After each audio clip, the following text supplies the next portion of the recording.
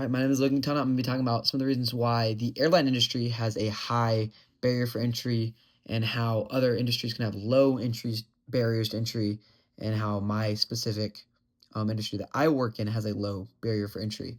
When you look at the airline industry, there's a couple of things you need to look at. One is when you look at building a business, you're going to look at, capital, you're going to look at land, you're going to look at workers. There's several things to look at now, and even when you break down those, there's even more reasons. So if you're gonna start an airline, like there's already big competitors. There's American Airline, Southwest Airlines. Like within your niche, whatever you're looking for. If you're an aircraft manufacturer, an airline carrier, there's gonna be more niches within that. Like even like in the Dallas area specifically, the DFW airport is like, off the top of my head, I want to say it's the fourth biggest airport in the entire planet. That's something that's very hard to compete against. You're going to be looking at hiring staff for this. You're going to be looking at hiring the building the building itself. That's going to take a lot of people to build. It's going to take a lot of capital to invest in. For the plane itself, you're going to require, the manufacturers, the scientists, the aerodynamics people, like the people to even like load the bags into it, the pilots, then the advertising, the location. There's so many different areas that you could go into with that. It's going to be a very high barrier to entry because you're gonna need so much more. You're just gonna need a base level of capital to even break into that business. Um, some businesses with low barriers to entry could include like a retail business, like if I want to mow lawns, like all I have to do is buy a lawnmower, so it's not a lot of competition. Whereas airline carriers, like you're competing against a lot of big names, and you're going to need a lot of capital to even work up to that level. The business I work in is the restaurant industry.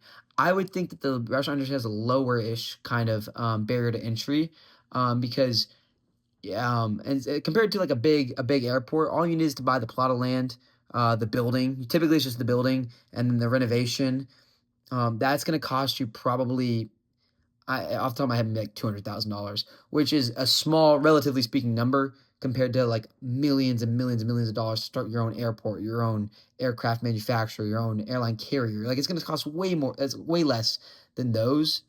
The other thing I would say is that within my business, you don't like you just need a chef. You just need you need a couple people, like a good person you can trust to manage, a good chef, whether that's you or someone and then the business management. You need like the service side of things. You need the food, the quality of the food, and then you need the person that can just run the numbers. So I think that if you have those things, like I'd say my industry has a pretty low entry level for barriers of entry to enter.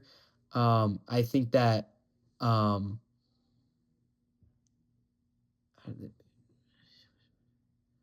I think that one thing you can look at too is brand loyalty and economics of scales. So if I'm starting my own business, um, another key barrier could be like I'm not gonna be a big name. If I'm starting my own restaurant compared to like a big name, I'm not gonna have that reputation. I'm gonna have to work for that. I'm gonna have to work my butt off to meet that.